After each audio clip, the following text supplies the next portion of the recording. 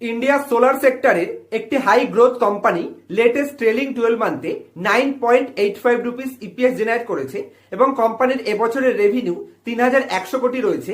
তার এগেইনস্টে কোম্পানির ম্যানেজমেন্ট টিমের গাইডেন্স বলছে FY25 এর এন্ডিং এর মধ্যে 6500 কোটির আশেপাশে তারা রেভিনিউ পোস্ট করবে।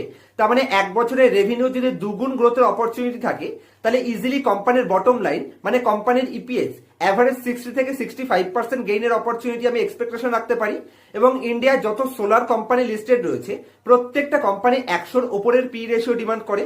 তাহলে কোম্পানি যদি বটম লাইন ভবিষ্যতে এখান থেকে 65% গ্রোথ করে, আমি ধরে নিচ্ছি কোম্পানি নেক্সট ইয়ার আজকে যেটা 10-এর ইপিএস পোস্ট করেছে সেটা 13 থেকে 15-এর ইপিএস পোস্ট করবে। তাহলে কোম্পানি যদি 100-র পি রেশিও ডিমান্ড করতে পারে তাহলে কোম্পানির শেয়ার প্রাইস ইজিলি 1300 থেকে 1600 টাকার উপরে যাওয়ার পোটেনশিয়াল রয়েছে।